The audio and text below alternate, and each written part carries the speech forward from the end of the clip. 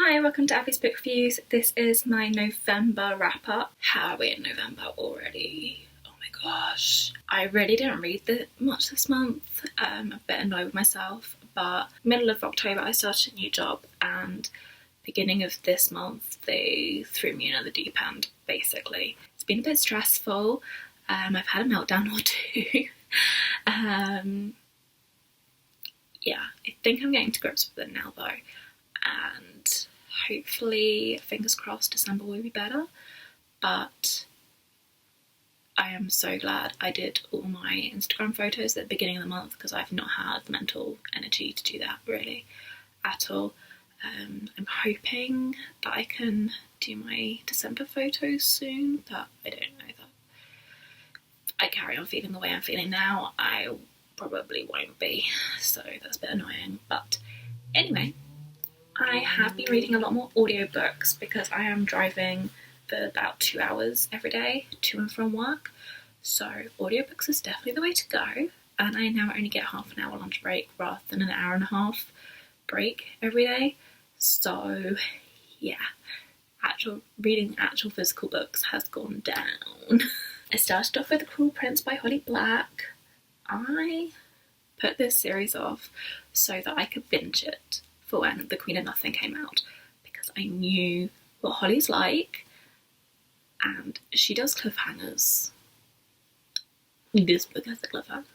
I did then put 2 books before I read the next one in the series like a nutter, but I have managed to binge them basically, so I'm really glad I managed to do that. I managed to hold off for 2 years not reading this book, which has meant I've seen spoilers for it. I'm not that fast, but I really enjoyed it. I love Jude, I love Cardan, even if I shouldn't.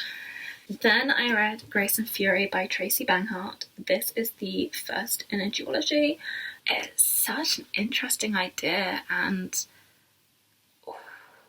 the intrigue and the prison island is awesome, and the women there are kick-ass and I love them so much. But yeah, the twists. I wasn't sure I was ready for this. But yeah, really good and kept me hooked. Then I read Queen of Ruin, which is the second in the duology. I do love these UK covers that fit so perfectly together. I'm really glad that I saved Grace and Fury from last year so that I could read them together, because I definitely needed to read this straight after, and I am so glad I did. Seriously, like, the girls and women, I love them so much. I also love the guard and the prince. Then I read The Wicked King by Holly Black. This is the second in the Cruel Prince trilogy. It's not called that, it's called Folk of the Air trilogy. Loved it so much. I loved meeting like more characters and getting to see like another part of the world and stuff. I'm really glad I managed to like kind of binge this series. Then I took a while to read the next physical book that I had, but I got through a lot of audiobooks, so I'm just going to talk about them. I managed to read Percy Jackson and the Lightning Thief, or listen to that at the beginning of the month, so I actually managed to finish that before I read The Cruel Prince, before I finished that. And then I've read all 4 of those books, or finished all of them, before I managed to finish Percy Jackson and the Sea of Monsters. Yeah, my library app finally has them available. Normally they're all like booked for like months in advance, so I've managed to get on the Percy Jackson train at like the right time.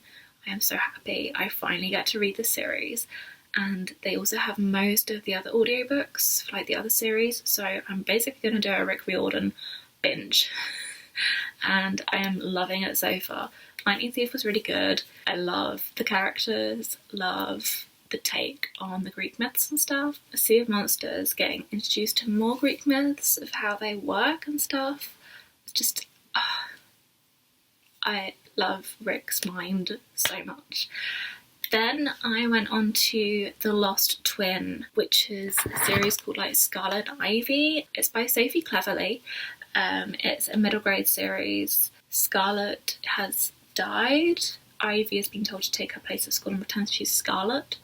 And then she finds Scarlet's diary pages, and it's only a couple, but she then has to find the rest of the diary. So it's this getting a friendship.